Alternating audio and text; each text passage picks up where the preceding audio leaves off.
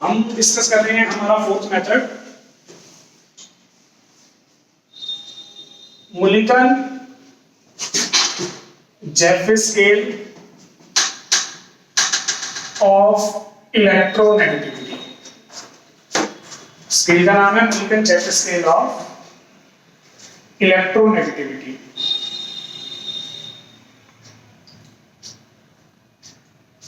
अब एक बार आपको पहले बेसिक कंसेप्ट की बात करते हैं। ऑर्डिनरी भाषाओं में बेसिक हमने क्या यूज किया, जिस एटम की इलेक्ट्रोनेगेटिविटी हमने निकालनी है उसका इफेक्टिव न्यूक्लियर चार्ज, है ना। फिर आप अगला स्केल कौन सा पढ़ रहे थे, पॉलिंग स्केल। पॉलिंग स्केल में आपने क्या बेसिक चूज किया, जिस मॉलिक्यूल में या जिस एटम की इलेक्ट्रोनेगेटिविटी में निकालनी है उस एटम के मॉलिक्यूल की एनर्जीज कौन कौन सी एग्जिस्ट करती हैं, मतलब फॉर्मेशन एनर्जीज और डिसोसिएशन एनर्जीज। उसके बेसिस पे आपने क्या किया, इलेक्ट्रोनेगेटिविटी सॉल्व की। तीसरा आपने कौन सा पढ़ा था, मुलिकन स्केल, जो बोल रहा था कि सेम एटम की आयनाइजेशन एंथैल्पी निकाल लो और इलेक्ट्रॉन एफिनिटी निकाल लो, उसका सम करके एवरेज ले लो तो आपको वैल्यू मिल जाएगी, है ना। अब इसका कंसेप्ट क्या है, मुलिकन जेफे स्केल जो है based on charge present on the atom in A molecule. Suppose करो मैं एक एलिमेंट है ए एलिमेंट की इलेक्ट्रोनेगेटिविटी फाइंड करना चाहता हूं। अगर मैं इसकी इलेक्ट्रोनेगेटिविटी फाइंड करना चाहता हूं तो मुझे यह देखना है कि ए के ऊपर कितना चार्ज प्रेजेंट है, ठीक है। देखो ऐसा है, अगर बॉन्ड हमारी 100% कोवलेंट होती तो फिर यहां पे इलेक्ट्रोनेगेटिविटी का कंसेप्ट आता ही ना, सिंपल सी चीज है। अगर ये बॉन्ड मेरी 100% कोवलेंट होती ना, इसका मतलब दोनों एटम्स के बीच में इलेक्ट्रॉन जो है वो इक्वली शेयर है, 50% इसके पास 50% इसके पास। और जब इलेक्ट्रॉन्स इक्वली शेयर हैं तो फिर इलेक्ट्रोनेगेटिविटी का कोई काम ही नहीं है, इलेक्ट्रोनेगेटिविटी का कोई कंसेप्ट ही नहीं है। इलेक्ट्रोनेगेटिविटी की वजह से क्या होता है, जो हमारा मोर इलेक्ट्रोनेगेटिव एटम होता है वो इलेक्ट्रॉन विड्रॉ कर लेगा। जैसे मैं मान रहा हूं यहाँ पे बी ज्यादा इलेक्ट्रोनेगेटिव है तो बी क्या करेगा, इलेक्ट्रॉन विड्रॉ करेगा, partial negative partial positive, bond में थोड़ा सा आयनिक करैक्टर आ जाएगा। बॉन्ड में आयनिक करैक्टर आते ही चार्जेस डेवलप हो गए ए और बी पे। ए पे कितना चार्ज आ रहा है प्लस क्यू और बी पे कितना चार्ज आ रहा है उतना ही मैग्नीट्यूड में अलग माइनस क्यू। तो इस चार्ज पे डिपेंड करता है हमारा Mulliken Jaffe scale of electronegativity. कोई भी मॉलिक्यूल जब हम बनाते हैं, थोड़ा बेटर बोलता हूं, कोई भी पोलर मॉलिक्यूल जब हम बनाते हैं तो उस पोलर मॉलिक्यूल में हमारे एलिमेंट्स के ऊपर कितना चार्ज है वो चार्ज डिसाइड करेगा किसको, इलेक्ट्रोनेगेटिविटी को। सही है। पहले हम क्या करेंगे, हमारे उस पर्टिकुलर एटम के लिए टोटल एनर्जी निकाल लेंगे। जैसे आप कल कर रहे थे ना, टोटल एनर्जी निकाल रहे थे, मुलिकन स्केल में टोटल एनर्जी आप कैसे निकाल रहे थे, ionization enthalpy plus electron affinity, फिर उसका एवरेज ले रहे थे, है ना। तो यहां पे भी आप यही करेंगे, पहले आप क्या करेंगे, टोटल एनर्जी कैलकुलेट करेंगे। जो भी हमारे पास टोटल एनर्जी की वैल्यू आएगी उसका फिर आप डिफरेंशिएट कर देंगे। डिफरेंशिएट करने पे जो भी हमारी क्वांटिटी आती है वो क्या रिप्रेजेंट करती है, इलेक्ट्रोनेगेटिविटी स्केल, या बेटर बोलता हूं Mulliken Jaffe electronegativity scale. Concept समझ में आ गया।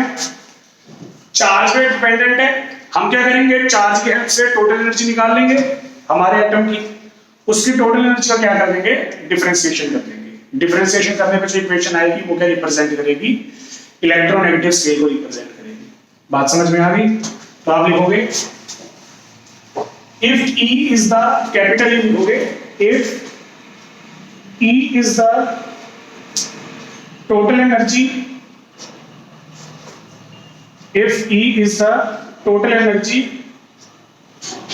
and Q is the charge, Q is the charge on the atom, then both terms are related, both terms are related to each other as follows, related to each other as follows. अगर E जो है वो total energy है, total energy कैसे, ionization enthalpy plus electron affinity, और Q जो है वो हमारे एटम के ऊपर चार्ज है। हमने टोटल एनर्जी और चार्ज को आपस में रिलेट करना है, तो मुलिगन-जैफे के अकॉर्डिंग दोनों आपस में कैसे रिलेटेड होते हैं, E is equal to alpha Q plus beta Q square, equation number 1। E है यहाँ पे टोटल एनर्जी, क्यू क्या था हमारा चार्ज, अल्फा और बीटा हमारे कांस्टेंट होते हैं जो हमें हर एक पर्टिकुलर एटम के लिए क्वेश्चन में गिवन होती है, सही है। तो ये हमारे पास हमारे टोटल एनर्जी की इक्वेशन आ गई, where alpha and beta are charge constants. तो E क्या होगी वैल्यू लिखनी है? नहीं वो हमें पता है, मतलब मैंने आपको ये जस्ट रिमाइंड करवाया कि टोटल एनर्जी हम कैसे निकालते हैं, आयनाइजेशन एंथैल्पी और इलेक्ट्रॉन एफिनिटी को ऐड करके, ठीक है। इलेक्ट्रोनेगेटिविटी नहीं निकली, इलेक्ट्रोनेगेटिविटी कैसे निकालेंगे, डिफरेंशिएट करके। तो differentiating equation 1 with respect to Q, differentiate कर देंगे विद रिस्पेक्ट टू चार्ज, तो हमारे पास आ जाएगा dE by dQ alpha plus 2 beta Q, सही है। ये जो हमारे पास हमारी डिफरेंशिएशन आई ना, इसी डिफरेंशिएशन को हम बोलते हैं इलेक्ट्रोनेगेटिविटी। इसी डिफरेंशिएशन को क्या बोलते हैं, इलेक्ट्रोनेगेटिविटी। तो इस तरीके से हम इलेक्ट्रोनेगेटिविटी फाइंड आउट कर सकते हैं बाय यूजिंग मुलिगन-जैफे स्केल।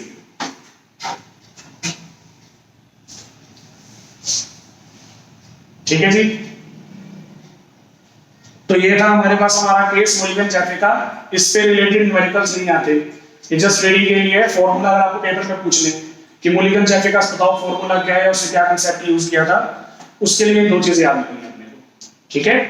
जो न्यूमेरिकल है वो किस पे आएंगे, या तो ऑर्डर रोशो पे या पॉलिंग्स पे, इन दो पे आते हैं। मुलिगन पे भी नहीं आते क्योंकि वो लिमिटेड पे अप्लाई होते हैं, ठीक है। तो मुलिगन का रिलेशन पूछ लेते होते हैं पॉलिंग के साथ, वो मैंने कल आपको लिखवाई दिया था, है ना। तो ये दो चीजें हमें याद रखनी थी। ये था हमारा स्केल नंबर 4।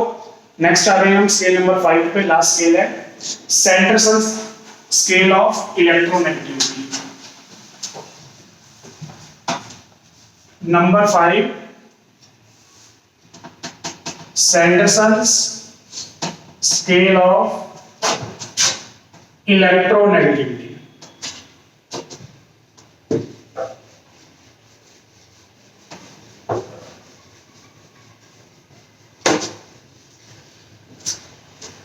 अब ये लास्ट स्केल है, पांचवा स्केल, तो इसमें पांचवा कंसेप्ट यूज करेंगे।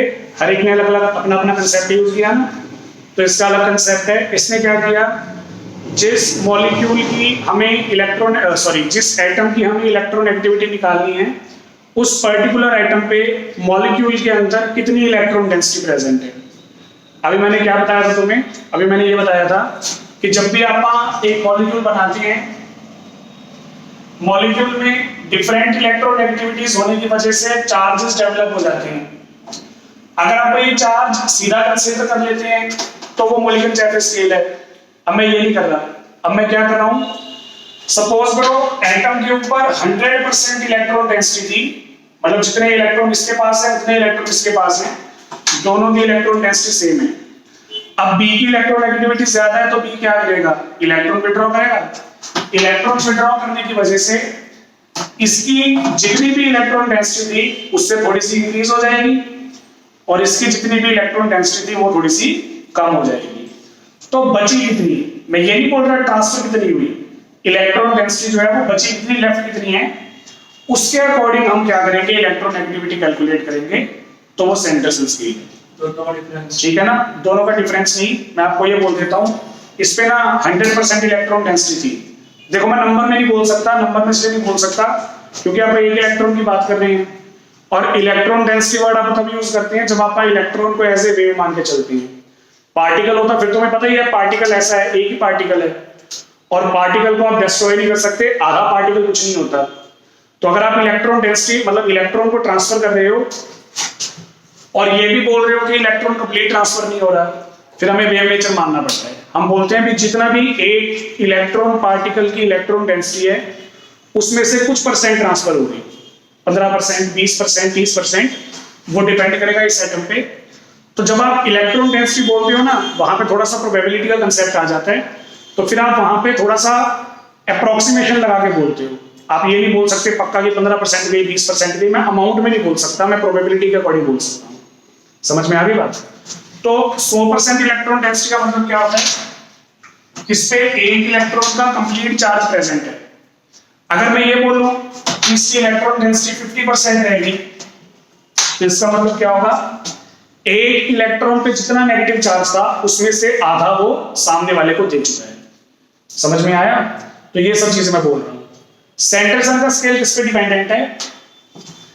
इलेक्ट्रॉन डेंसिटी डोनेट करने के बाद जो बच गई, कितनी बच गई, उसके अकॉर्डिंग ये फॉर्मूला निकालेगा। बात समझ में आ गई? The total electron density left on the atom या present on the atom after forming the molecule, molecule बनाने के बाद। समझ में आ गया? तो पहला पॉइंट यही बना देंगे। पहले पॉइंट में आप यही बताते हैं ना बेसिक कंसेप्ट क्या है। तो based on total electron density present on the atom after formation of molecule,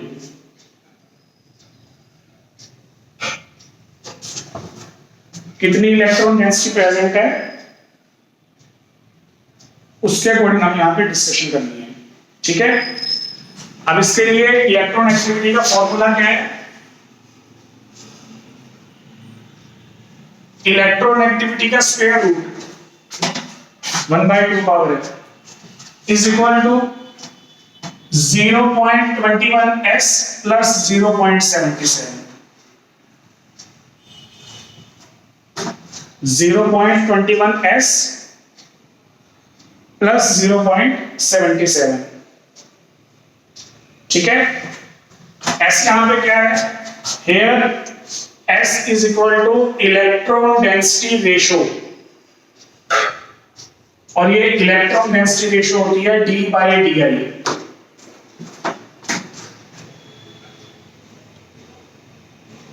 d यहां पे क्या है? d है यहां पे actual electron density divided by dl क्या है? Hypothetical electron density. बात करेंगे इसके बारे में। Hypothetical electron density present on isoelectronic noble configuration. Sorry, बड़ी सारी लाइन है तो डिनोमिनेटर में थोड़ी लाइन बड़ी है।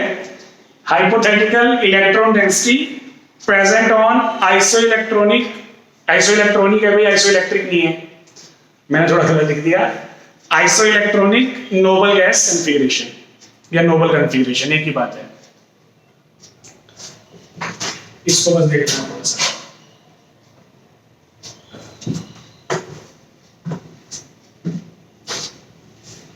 ठीक है?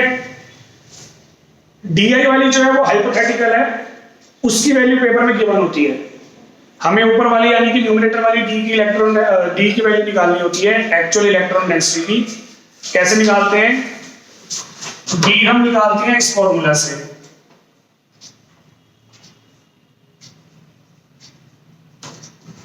Four by three pi R cube into Z.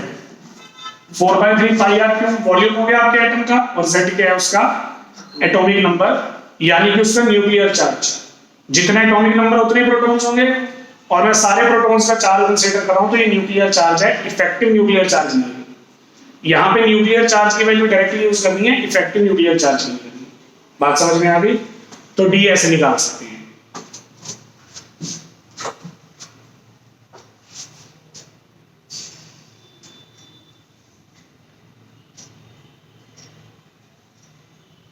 ठीक है, तो ये था हमारे पास हमारा सेंडरसन स्केल। डीआई क्या होता है, देखो मैंने आपको बताया हमारे एटम पे कितनी इलेक्ट्रॉन डेंसिटी है वो आप इस फॉर्मूला से कैलकुलेट कर लेंगे। डीआई क्या होती है, हाइपोथेटिकल इलेक्ट्रॉन डेंसिटी। मतलब सपोज करो अगर आपका ये जो एटम आप यूज कर रहे हो ये इलेक्ट्रॉन गेन करके नोबल गैस कॉन्फ़िगरेशन एक्वायर कर लेते हैं। अब इसने इलेक्ट्रॉन गेन कर लिए, इलेक्ट्रॉन गेन करके नोबल गैस कॉन्फ़िगरेशन एक्वायर कर ली, या इलेक्ट्रॉन लूज कर दिए तो भी नोबल गैस कॉन्फ़िगरेशन एक्वायर हो गई।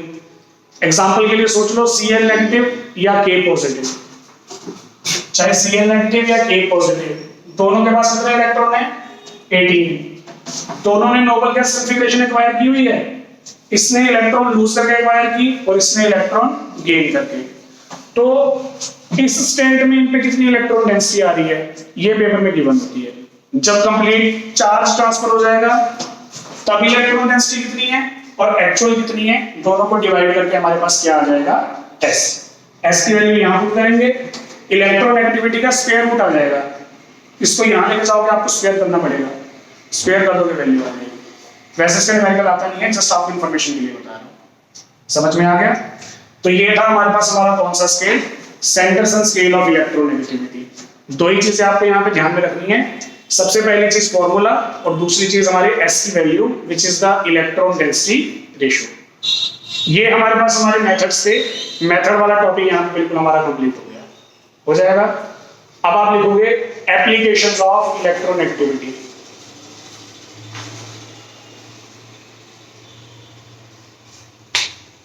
Applications of electronegativity.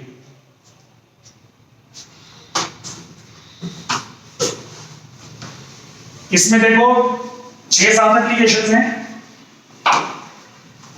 इंपॉर्टेंट कौन सी हैं, जिसमें मैं आपको ऑक्साइड्स का या एसिड्स का या बेसिस का एसिडिक कैरेक्टर और बेसिक कैरेक्टर बताऊंगा। ऑक्साइड्स का, ऑक्सी एसिड्स का और हाइड्रोक्साइड्स का, इनका क्या बताऊंगा, एसिडिक और बेसिक कैरेक्टर। तो वैसे तो आप पीरियोडिक टेबल में से ऐसे ट्रेंड पढ़ते होते हैं, पर आप इलेक्ट्रोनेगेटिविटी से पता कर सकते हो। तो ये सब बातें अपन यहाँ पे डिस्कस करनी है। टॉपिक है हमारा एप्लीकेशन ऑफ इलेक्ट्रोनेगेटिविटी। पहली एप्लीकेशन है to predict nature of bond. पहली एप्लीकेशन है to predict nature of bond.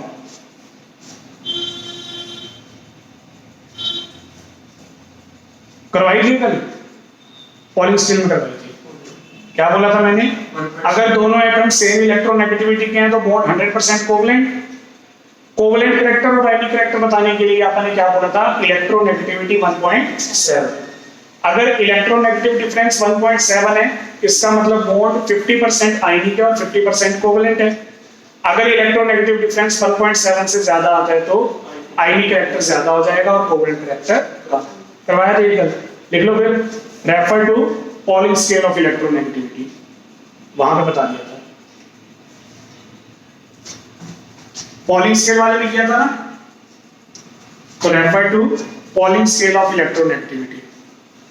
फिर हमारे पास आ जाती है हमारी सेकंड एप्लीकेशन, डायगोनल रिलेशनशिप।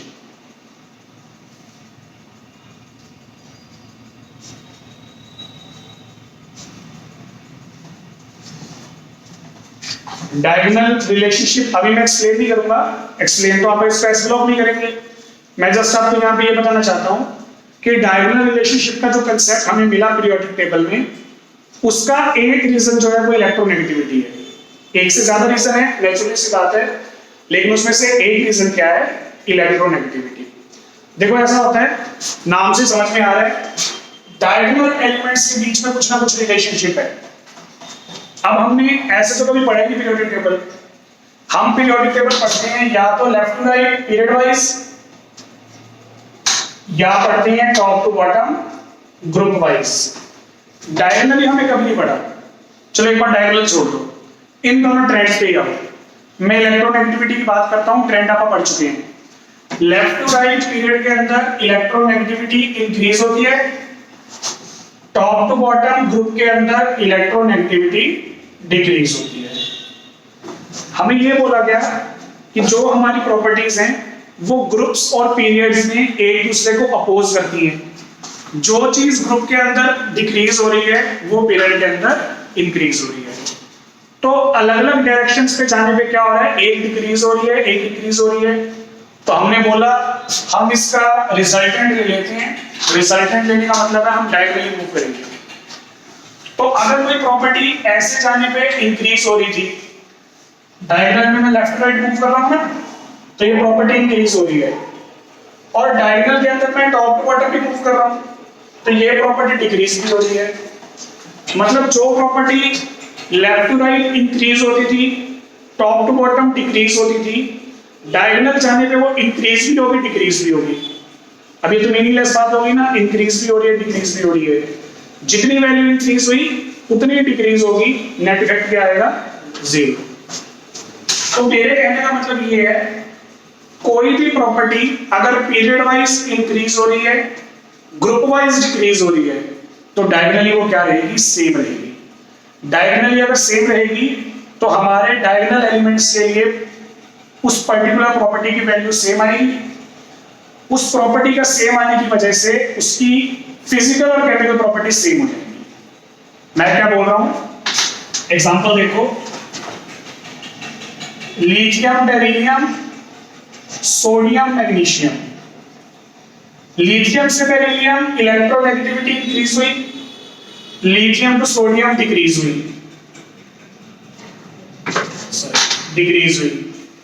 अगर ऐसे इलेक्ट्रोनेगेटिविटी इंक्रीज हो रही है, ऐसे डिक्रीज हो रही है, तो डायगोनली क्या रहेगी, सेम रहेगी, डायगोनली चेंज नहीं होगी।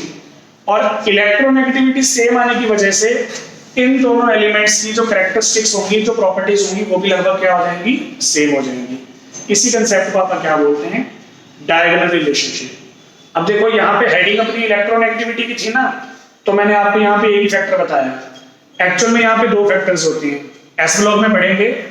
एक होता है पोलराइजिंग पावर का, दूसरा होता है इलेक्ट्रोनेगेटिविटी का।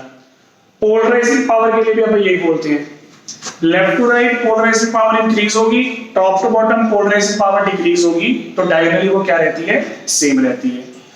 इलेक्ट्रोनेगेटिविटी और पोलराइजिंग पावर डायगोनली सेम रहते हैं, इस वजह से डायगोनल एलिमेंट्स की प्रॉपर्टी सिमिलर आती है, जिसे आप डायगोनल रिलेशनशिप बोलते हैं। पर अभी मैं यहाँ पे पोलराइजिंग पावर नहीं बोल रहा, क्योंकि आप कौन सी प्रॉपर्टी पढ़ रहे हैं, इलेक्ट्रोनेगेटिविटी। बात समझ में आ गया होगा? तो इसमें लिखोगे फटाफट, diagonal relationship arises, diagonal relationship arises because of similar properties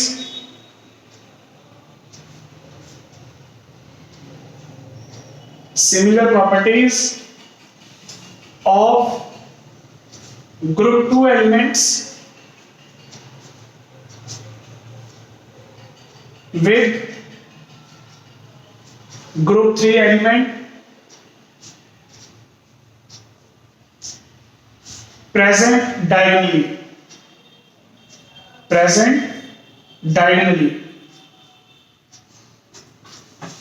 यही होता है ना। सेकंड पीरियड वालों की प्रॉपर्टी थर्ड वालों के साथ सिमिलर हो जाएगी, लेकिन जो डायगोनली प्रेजेंट होंगे उनके साथ। ठीक है, तो ये आप कैसे दिखाओगे, क्या कैसे दिखाओगे? सेकंड पीरियड के एलिमेंट क्लियर है, lithium beryllium boron. Third period में आ जाओ, सोडियम मैग्नीशियम एल्यूमिनियम। वैसे एक और भी दिखा सकते हो, कार्बन सिलिकॉन की, कोई दिक्कत नहीं है। तो सेकंड पीरियड वालों की प्रॉपर्टी थर्ड वालों से सेम हो जाती है, जो डायगोनली प्रेजेंट है। मतलब इसकी प्रॉपर्टी इसके साथ, इसकी प्रॉपर्टी इसके साथ, और इसकी प्रॉपर्टी इसके साथ। हालांकि हम पढ़ते ही तो ही है, लिथियम वाली और बेरिलियम वाली, लेकिन ये डायगोनल रिलेशनशिप चलेगा। सेकंड पीरियड वालों के लिए चलता है, उससे हायर वालों के लिए नहीं चलता। हाँ जी, ये group 2 element with group 3 element. अच्छा ग्रुप लिखवा दिया, पीरियड कर लो भाई, period 2 elements with period 3, group नहीं आएगा, सॉरी, पीरियड 2 और period 3।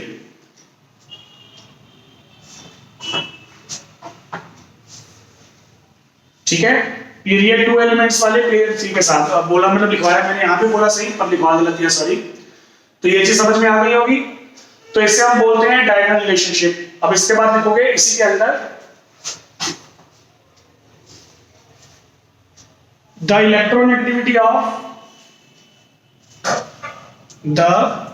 Electronegativity of these elements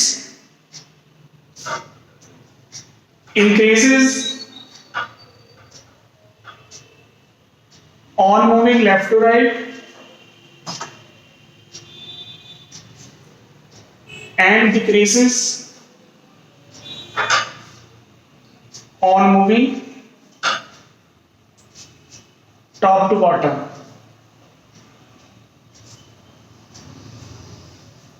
full stop के बाद thus these two variations cancels each other on moving diagonally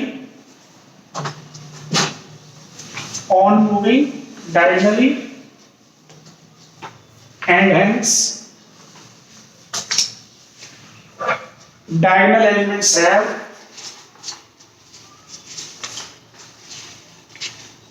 similar properties.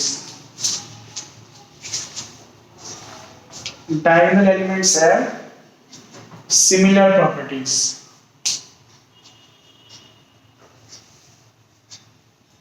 सही है? तो ये हमारे पास हमारी सेकंड एप्लीकेशन आ गई। डायगोनल रिलेशनशिप क्यों होता है? जो properties top to bottom decrease हो रही हैं, लेफ्ट टू राइट इंक्रीज हो रही हैं, डायगोनली वो क्या करेंगी? कैंसिल आउट हो जाएंगी। दूसरी एप्लीकेशन थी, तीसरी एप्लीकेशन है, ये इंपॉर्टेंट है, trends of acidic character of oxo acids of a non-metal,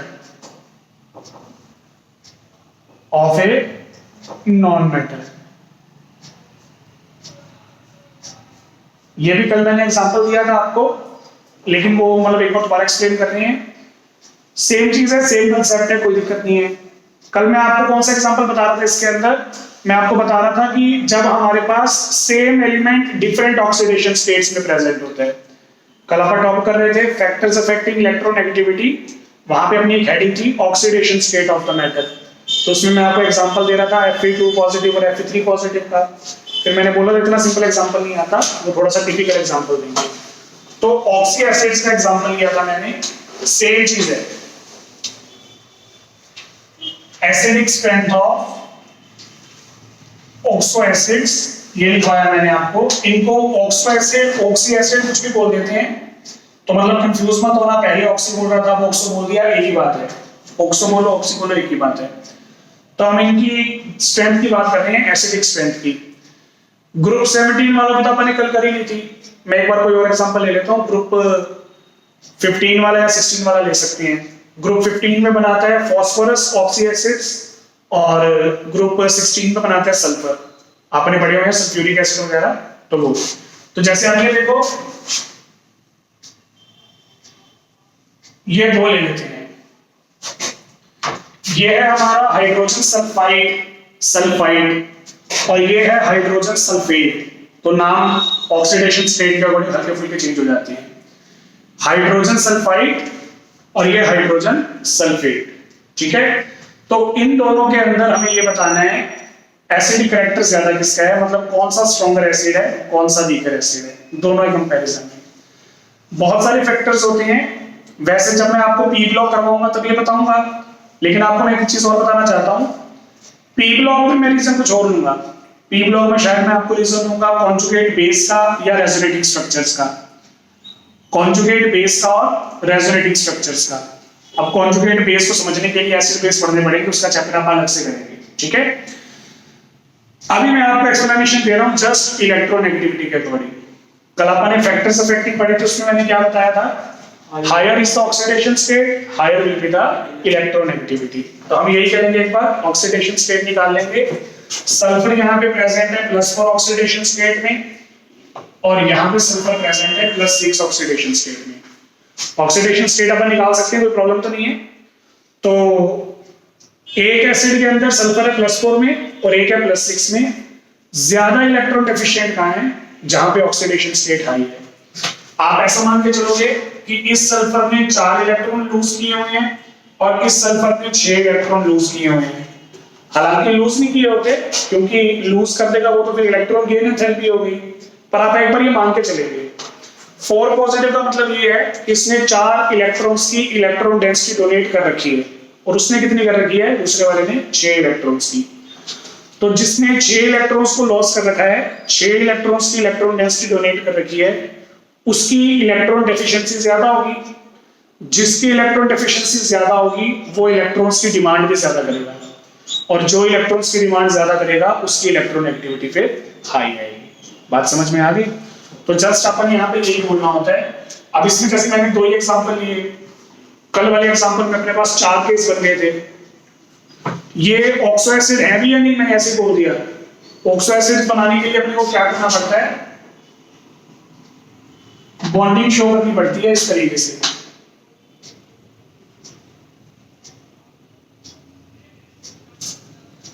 ये वाला तो ये रहा और ये वाला ऐसे बने।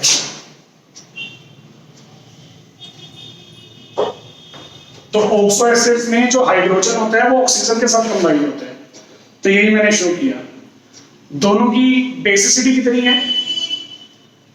दोनों की बेसिसिटी कितनी है? 2। बेसिसिटी होता है कि कितने प्रोटॉन डोनेट कर सकते हैं। अब प्रोटॉन डोनेट कर रहे हैं तो सर एसिडिटी होना चाहिए, नाम चेंज होते हैं जी। मैं बेसिसिटी क्यों बोलता हूं? ये 2 प्रोटॉन दे सकते हैं, यानी कि ये 2 बेस के मॉलिक्यूल के साथ रिएक्ट करेगा, इसलिए इसकी बेसिसिटी 2 है। एसिड्स के लिए बोलते हैं बेसिसिटी और बेस के लिए बोलते हैं एसिडिटी। नाम उल्टे होते हैं, याद रखना। तो दोनों के दोनों डाई बेसिक है। बात समझ में आ गई होगी? तो यहां पे आपने यही चीज बतानी है। आप लिखोगे इन ऑक्सो एसिड्स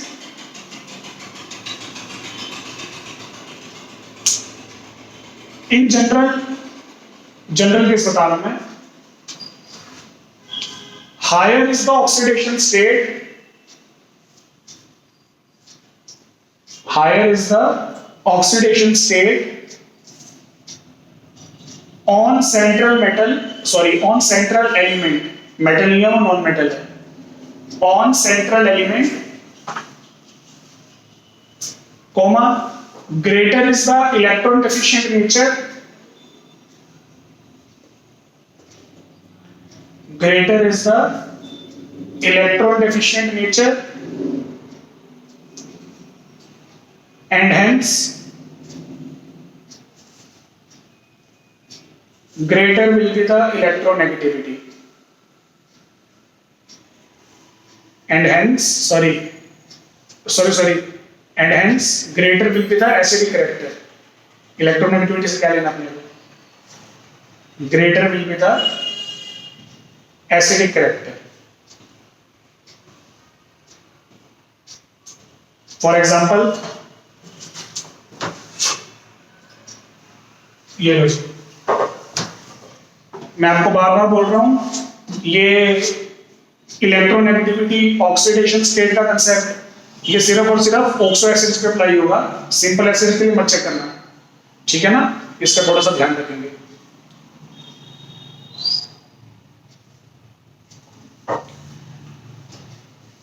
सर एक बात समझ में नहीं आई, सल्फर की ऑक्सीडेशन स्टेट ज्यादा है, उससे हाइड्रोजन कैसे इजीली रिमूव हो रहा है समझ में नहीं आ रहा। हाइड्रोजन तो उसके साथ डायरेक्टली कंबाइन भी नहीं है। आप यही बोलते हैं ना, देखो मैंने ये बोला सल्फर की ऑक्सीडेशन स्टेट +6 है, तो सल्फर इलेक्ट्रॉन डेफिशिएंट है, सल्फर को इलेक्ट्रॉन चाहिए। जब सल्फर को इलेक्ट्रॉन चाहिए तो बीच में हाइड्रोजन कहां से आ गया? एसिडिक कैरेक्टर कैसे हो गया? तो उसके लिए देखो सल्फर है, उसके साथ OH लगा हुआ है, सल्फर पे पॉजिटिव चार्ज ज्यादा है, मतलब इलेक्ट्रॉन डेंसिटी कम है, तो सल्फर क्या करेगा? ऑक्सीजन से विड्रॉ करेगा। अब ऑक्सीजन इलेक्ट्रॉन एक्टिव एटम है, उसने इसको दे दिए, उस पे पॉजिटिव चार्ज आ गया, उसको दिक्कत हो गई, तो ऑक्सीजन किससे विड्रॉ करेगा? H से। अल्टीमेटली H पे पॉजिटिव आ जाएगा और H कहेगा पॉजिटिव चार्ज आने से अच्छा मैं यहां से चला ही जाऊं, और चला जाएगा तो एसिडिक कैरेक्टर ज्यादा। तो बात इनडायरेक्टली हाइड्रोजन पे ही आ रही है, पर आपने हाइड्रोजन के लिए नहीं बोलना होता, आपने नॉन मेटल के लिए बोलना होता है। समझ में आ गया होगा? वो वाला ट्रेंड भी लिख लो कल वाला भी इसमें एग्जांपल के तौर पे ही। HOCl, HOClO, HOClO2, HOClO3 oxygen को कंबाइन भी कर सकते हो, वो आपकी मर्जी है। मैं ऐसे इसलिए बता रहा हूं, एक OH होता है सब में, एक ही OH, तो वो मैंने अलग दिखाया है। ठीक है, ये भी एग्जांपल कर सकते हैं। खत्म हो गई, नेक्स्ट एप्लीकेशन आ गई। Acidic basic character of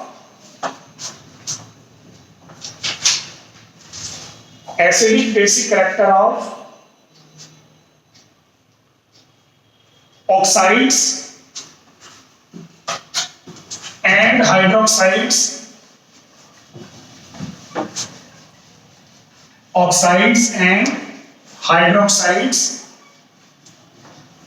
of main group elements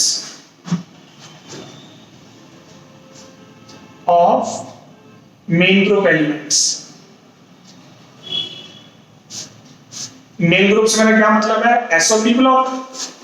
देखो 10th क्लास में पढ़ा था ये, 10th के बाद तो नहीं पढ़ा। +1 में भी आप 3-4 प्रॉपर्टीज पढ़ते हैं पीरियोडिक टेबल की, फिर उसके बाद BSc में भी 3-4 ही पढ़ते हैं। तो वो 3-4 प्रॉपर्टीज कौन सी हैं जो मैंने आपको लिखवाई हैं? Atomic radii, ionization enthalpy, electron affinity और इलेक्ट्रोनेगेटिविटी। ये एसिड बेसिक कैरेक्टर को पढ़ना छोड़ ही देते हैं, लेकिन ये बहुत बार पूछा जाता है एग्जाम में। S ब्लॉक, P ब्लॉक में एसिडिक और बेसिक कैरेक्टर भर भर के पूछते हैं वो, मतलब बहुत एग्जांपल्स होते हैं, बहुत MCQs आपको मिल भी जाएंगे, तो ये चीज जरूरी है। अब आपने 10th में क्या पढ़ा था? ये मैं पीरियोडिक टेबल की आउटलाइन बना रहा हूं, इसको आप नहीं देख रहे, आप इसको देख रहे हैं। तो आपने ये बोला था S ब्लॉक में ना लगभग सारी मेटल्स होती हैं, और मेटल्स के जो ऑक्साइड होती हैं और हाइड्रोक्साइड होती हैं वो बेसिक होती हैं। मेटल्स के ऑक्साइड और हाइड्रोक्साइड कैसे होते हैं? बेसिक। ये भी मैं प्रूव करूंगा। P ब्लॉक के अंदर लगभग हमारे पास नॉन मेटल्स हैं, और नॉन मेटल्स के जो ऑक्साइड्स और हाइड्रोक्साइड्स होती हैं वो कैसे होते हैं? एसिडिक होती हैं। ठीक है, अब मैं ये नहीं कह रहा 100% एसिडिक, इसमें कुछ आपको एम्फोटेरिक में मिलेंगे और एक दो बेसिक में मिल जाएंगे लास्ट में आके। तो most of the elements acidic हैं, तो मैंने एसिडिक लिख दिया। ग्रुप 1 वालों को क्या बोलते हैं आप? सुना होगा सबने, एल्केली मेटल्स, नाम सुना हुआ है ना इस ब्लॉक में। ग्रुप 2 वालों को क्या बोलते हैं? एल्केलिन अर्थ मेटल्स। तो ये एल्केली वर्ड कहां से आया? एल्केली का मतलब ये होता है बेसिस इन वाटर। जो भी हमारे बेस पानी में डिसॉल्व हो जाते हैं उन्हें एल्केली बोलते हैं।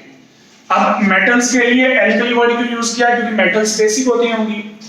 मेटल्स क्या करती हैं एक्चुअल में? ग्रुप 1 के जितने भी एलिमेंट हैं, लीना करे रब से फरियाद, और तो नहीं आएगा ना, लीना करे रब से फरियाद, लिथियम, सोडियम, पोटेशियम, ये हमें नेचर में किस फॉर्म में मिलते हैं? ऑक्साइड्स या हाइड्रोक्साइड्स। और इनके जो ऑक्साइड और हाइड्रोक्साइड है वो बेसिक हैं। बेस बताने के लिए आपने क्या वर्ड यूज किया? एल्केली यूज किया। बात समझ में आ गई? इनके जो नेचर में हमें ऑक्साइड या हाइड्रोक्साइड मिलते हैं, चलो नेचर में नहीं मिलते, हम जो बनाते हैं वो भी कैसे बनते हैं? एल्केली बनते हैं, बेसिक बनते हैं। इसलिए मेटल्स के नाम के आगे क्या लगाया? एल्केली। अब इनके ऑक्साइड और हाइड्रोक्साइड तो हमने बनाए, इनके बने बनाए अर्थ में मिल जाते हैं, इसलिए ये एल्केलिन अर्थ मेटल्स हैं ये भी बेसिक ही। समझ गए? हमने ये चीज एक्सप्लेन करनी है इलेक्ट्रोनेगेटिविटी के अकॉर्डिंग। समझ गए? हमने क्या करना है? मेटल और ऑक्सीजन को कंबाइन करके ऑक्साइड बनाना है, मेटल और OH को कंबाइन करके हाइड्रोक्साइड बनाना है। कुल मिला के बात ये है, चाहे ऑक्साइड्स हैं चाहे हाइड्रोक्साइड्स हैं, मेटल ऑक्सीजन की बॉन्ड बन रही है। तो हमने यहाँ पे क्या देखना है? मेटल और ऑक्सीजन में कितना इलेक्ट्रोनेगेटिव डिफरेंस है। जितना ज्यादा इलेक्ट्रोनेगेटिव डिफरेंस होगा, बेसिक कैरेक्टर उतना ज्यादा होगा। जैसे जैसे इलेक्ट्रोनेगेटिव डिफरेंस कम होता जाएगा, वैसे वैसे बेसिक कैरेक्टर भी कम होता जाएगा। तो ये वाली जो मेटल्स होती हैं ये लेस इलेक्ट्रोनेगेटिव होती हैं। जो पी ब्लॉक में नॉन मेटल्स होते हैं वो मोर इलेक्ट्रोनेगेटिव हैं। पी ब्लॉक वाले खुद भी इलेक्ट्रोनेगेटिव, ऑक्सीजन भी इलेक्ट्रोनेगेटिव, तो डिफरेंस कम आएगा। कम डिफरेंस होने पे एसिडिक होगी। यहाँ पे मेटल्स हैं लेस इलेक्ट्रोनेगेटिव, तो मेटल और ऑक्सीजन में इलेक्ट्रोनेगेटिव डिफरेंस लार्ज आएगा, तो ये क्या हो जाएंगे, डीसी। ये लिख लेंगे। क्या हेडिंग डाली आपने, acid basic character of many group elements. इसका पहला पॉइंट लिखोगे, फर्स्ट पॉइंट लिखोगे the oxides.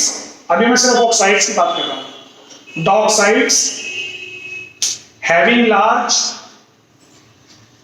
Electronegativity difference between oxygen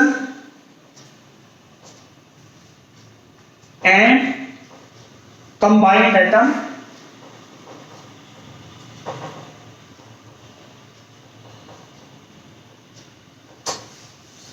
एक बार देना कॉपी क्या लिखवाया मैंने। हाँ जी ठीक है। मैंने पहले बता दिया आपको कि लार्ज इलेक्ट्रोनेगेटिविटी डिफरेंस है, तो दोबारा बोल रहा हूँ। The oxides having large electronegativity difference between oxygen and combined atom are basic in nature,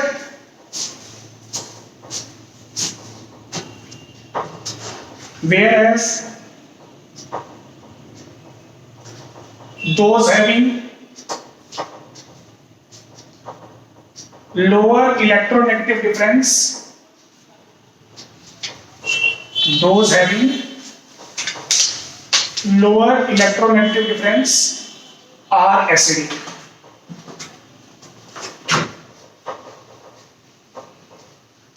Are acidic. तो लिखोगे फॉर एग्जांपल, डिफरेंस की वैल्यू नहीं है। फॉर एग्जांपल बेबस बात उसी में आएगी। एग्जांपल लिखोगे, तीन लाइनें बनाएंगे अपन। पहली लाइन है ऑक्साइड्स की, जो ऑक्साइड बनाएंगे। दूसरी आएगी इलेक्ट्रोनेगेटिविटी ऑफ कंबाइंड एटम। देखो अपन क्या कर रहे हैं, अपन ये कर रहे हैं, ऑक्सीजन तो फिक्स है, ये जो एन है ये एस ब्लॉक वाला भी हो सकता है और ये पी ब्लॉक वाला भी हो सकता है। तो इसकी इलेक्ट्रोनेगेटिविटी चेंज होगी, ऑक्सीजन की तो नहीं होगी। ऑक्सीजन की कितनी होती है, लिखना यहाँ पे, ऑक्सीजन की होती है 3.5।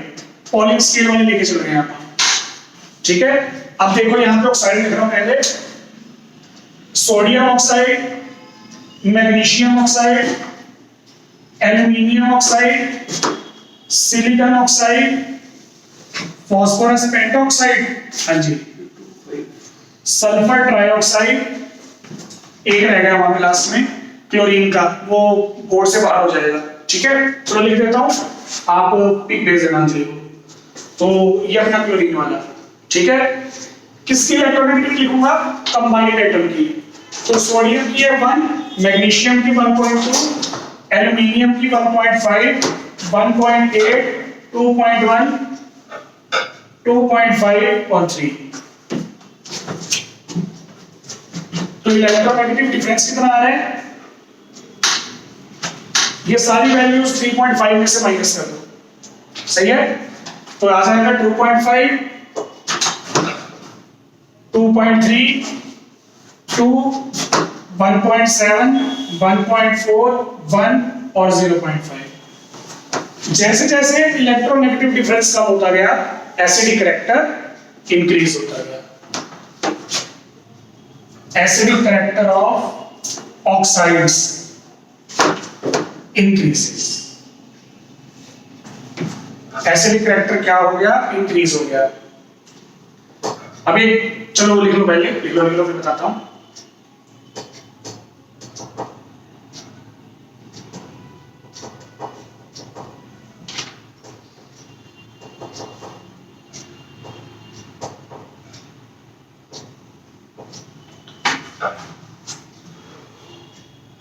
ये डिफरेंस है,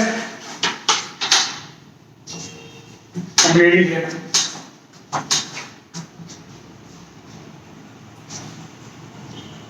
वैल्यूज याद करने की जरूरत नहीं है वैसे, मतलब ये डाटा लिखवा दिया वैसे ही। जब आप एक दो बार पढ़ोगे ना आपको वैसे याद हो जाएगा रीजन, तो फिर उसकी वैल्यूज की जरूरत नहीं पड़ती, ठीक है। मेन चीज जो याद करने वाली है वो भी लिखवाऊंगा,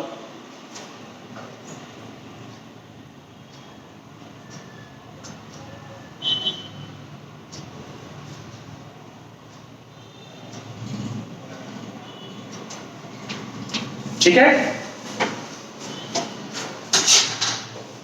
ऊपर जगह है क्या आपके पास?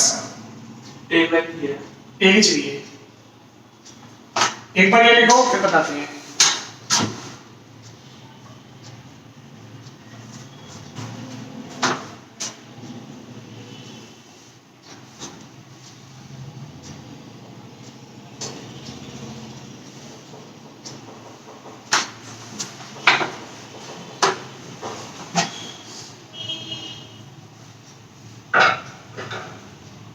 एक मिनट, इसको ये कर लेना, कंफ्यूज हो जाओगे तो।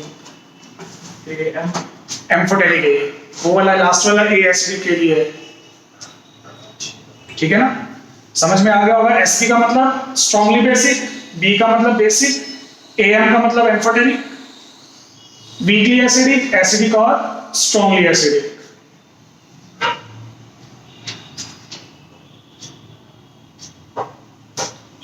ठीक है, सेकंड पॉइंट बनाओगे, कोई दिक्कत हो इसमें?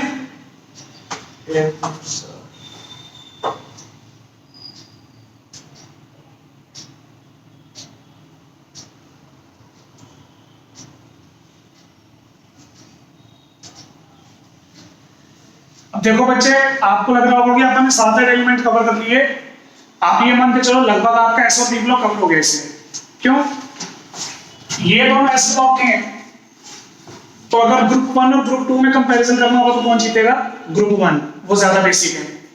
ये मैंने बोला ना, स्ट्रॉन्गली बेसिक और ये बेसिक है, ये ग्रुप 1 वाले, ये ग्रुप 2 वाले, सही है। पी ब्लॉक में क्या आनी शुरू हो जाती हैं? मेटल्स, सॉरी नॉन मेटल्स, तो वहां पे वैसे ही थोड़ा सा करैक्टर कम हो जाएगा। तो ये एल्यूमिनियम जो है ये हमारी वीक मेटल है, मतलब इतनी बढ़िया मेटल नहीं है, थोड़ा सा नॉन मेटेलिक करैक्टर होता है इसमें, तो इसलिए ये एसिडिक करैक्टर भी शो कर रही है, बेसिक भी शो कर रही है। मेरे कहने का मतलब ये है, मेटल है तो बेसिक होना चाहिए, पर पी ब्लॉक आने की वजह से एसिडिक करैक्टर भी आ गया, तो ये बेसिक भी है, एसिडिक भी है, तो ये कौन सा करैक्टर शो करेगी? एम्फोटेरिक। यानी कि पी ब्लॉक के जो पहले एलिमेंट होते हैं वो एम्फोटेरिक हो सकते हैं, पहले ग्रुप वाले, ग्रुप 13 की बात कर रहा हूं मैं। जैसे जैसे हम आगे ग्रुप्स में जाते जाएंगे, acidic character increase, acidic character increase, basic character decrease हो जाएगा। अब बनाओ second point, the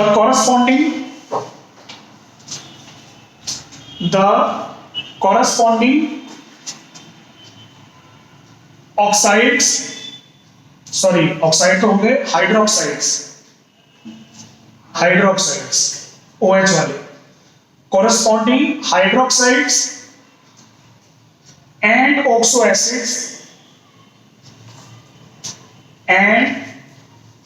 acids show similar behaviour,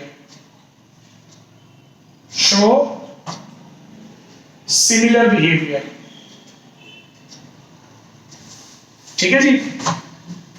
hydroxide बोल लो या ऑक्सो एसिड बोल लो, एक ही बात है। हाइड्रोक्साइड वर्ड पे यूज करते होते हैं मेटल्स के लिए।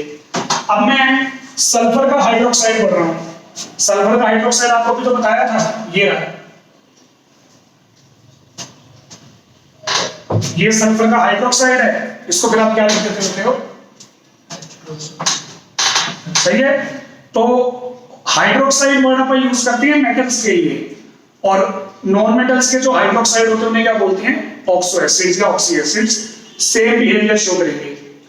सबसे ज्यादा बेसिक किसका हाइड्रोक्साइड होगा? सोडियम का। लिखोगे ना, SO4 रहने दे, ठीक है ना, इतने बस हाइड्रोक्साइड है। ये मैग्नीशियम का हाइड्रोक्साइड, ये एल्यूमिनियम का हाइड्रोक्साइड, फिर आ गया सिलिकॉन का हाइड्रोक्साइड। यहां से एसिड बनने स्टार्ट हो जाएंगे। इसका हाइड्रोक्साइड ये होता है, जिसे आप ये लिख सकते हो H3PO4। सल्फर का हाइड्रोक्साइड मैंने अभी बताया, सल्फ्यूरिक एसिड, जिसे आप ये लिख सकते हो। और इसका आपने क्या पढ़ा था? परप्यूरिक एसिड, जिसे आप ये लिख देते। सही है। ये स्ट्रॉन्गली बेसिक, ये बेसिक, ये एम्फोटेरिक, ये वीकली एसिडिक, ये वाला एसिडिक और ये दोनों सेम बिहेवियर आएगा, कोई डिफरेंस नहीं है। लिख लो इसको सेकंड पॉइंट में।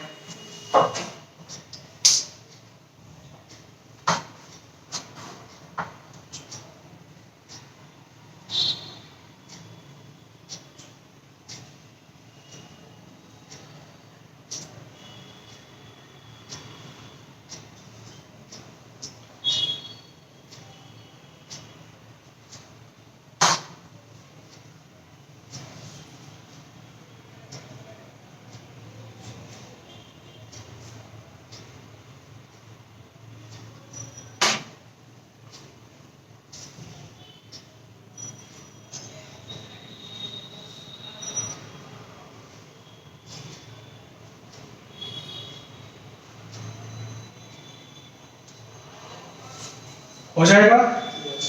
थर्ड पॉइंट आ गया last.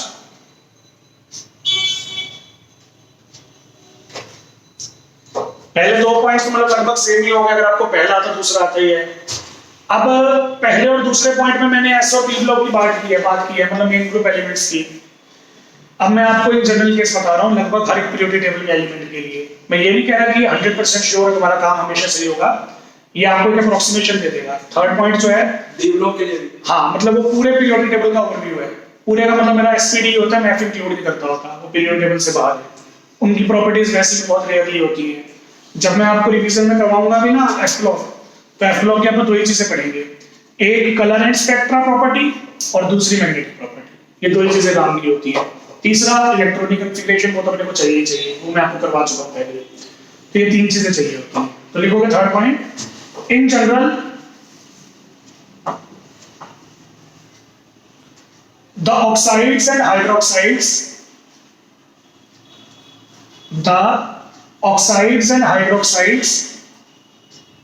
of metals in low oxidation state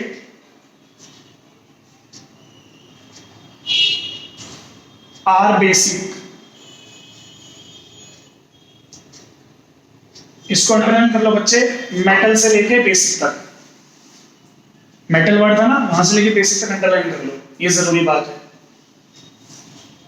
metals के ऑक्साइड और हाइड्रोक्साइड अगर आपने लो ऑक्सीडेशन स्टेट में बनाए हुए हैं तो वो क्या होंगे? बेसिक। लेकिन अगर आप उसी मेटल के लिए हाई ऑक्सीडेशन स्टेट ले लेते हो, अब मेटल की ऑक्सीडेशन स्टेट कहां पे चेंज होगी? डी ब्लॉक में चेंज होगी। एस ब्लॉक और पी ब्लॉक में तो नहीं होती। तो अगर आप डी ब्लॉक का कोई मेटल ले रहे हो, उसकी लो ऑक्सीडेशन स्टेट वाला ऑक्साइड है तो वो होगा बेसिक, और अगर उसी की ऑक्सीडेशन स्टेट हाई कर दोगे तो वो हो जाएगा एसिडिक। समझ में आ गया? whereas oxides and oxo acids of non-metals are acidic।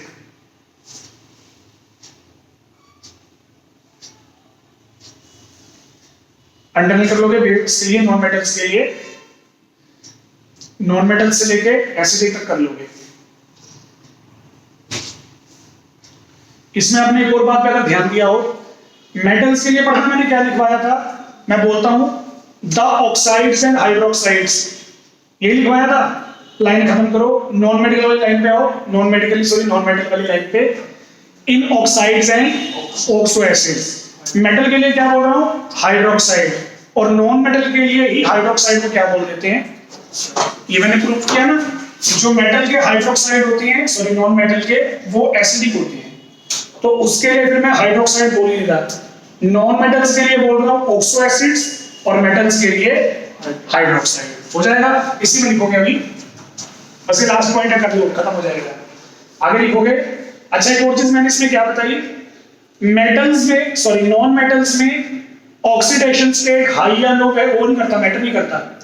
अगर आपने नॉन मेटल का ऑक्साइड बनाया है, चाहे वो लो ऑक्सीडेशन स्टेट में है चाहे वो हाई में है, वो क्या होगा? एसिडिक होगा। तो मैंने मतलब मेटल के लिए तो मैंने मेंशन किया ना लो ऑक्सीडेशन स्टेट, नॉन मेटल के लिए मैंने मेंशन नहीं किया।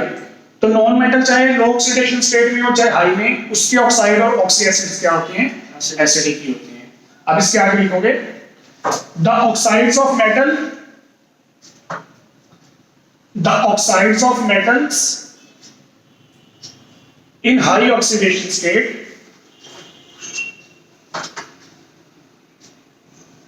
are acidic.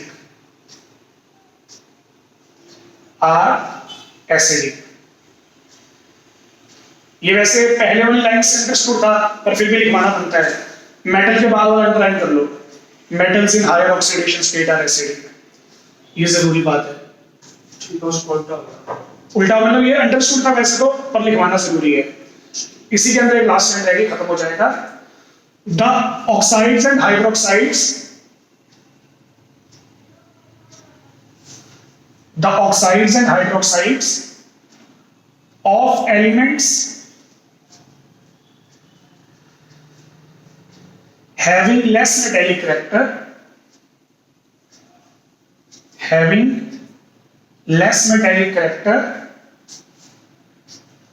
are amphoteric।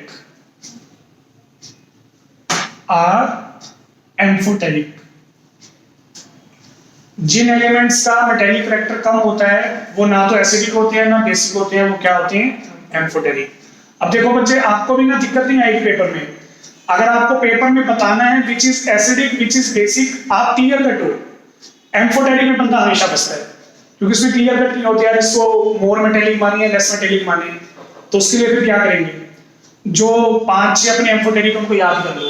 ये आएंगे तो एम्फोटेरिक, इनके अलावा जो भी आएगा तो हम एसिडिक या बेसिक में डिसीजन ले सकते हैं। तो ब्रैकेट में लिख लो कौन है ये, BeO beryllium oxide, Al2O thrice aluminium trioxide, ZnO zinc oxide, PbO lead oxide, PbO2 lead dioxide, SnO stannous oxide बोलते हैं इसको, और लास्ट में SnO2 स्टेनिक ऑक्साइड। लास्ट कौन सा बोला है? SnO2 Stenik oxide. तो मतलब मेन बात यहां पे ये आ गई, जो अपनी डी ब्लॉक की एंड वाली मेटल है, जिंक कैडमियम मरकरी हो सकती हैं, वो एम्फोटेरिक होती है क्योंकि उनका मेटेलिक कैरेक्टर कम होता है। समझ में आ गया होगा। एल्यूमिनियम मेटल पी ब्लॉक वाली, लेड मेटल पी ब्लॉक वाली, टिन वगैरह पी ब्लॉक वाली। जो पी ब्लॉक वाली मेटल्स है ना, वो बेसिक कैरेक्टर नहीं शो कर रही। वो कौन सा शो कर रही है? एम्फोटेरिक। अगर मेटल से बेसिक लेना है तो मेटल कौन सी होनी चाहिए? इसका मतलब एस ब्लॉक की होनी चाहिए, या तो एस ब्लॉक की होनी चाहिए या डी ब्लॉक की लोअर ऑक्सीडेशन स्टेट में, हायर भी नहीं होनी चाहिए। समझ रहे हो? तो ये सब बातें हैं वो यहां से क्लियर हो गई। इलेक्ट्रोनेगेटिविटी का टॉपिक खत्म हो गया अपना।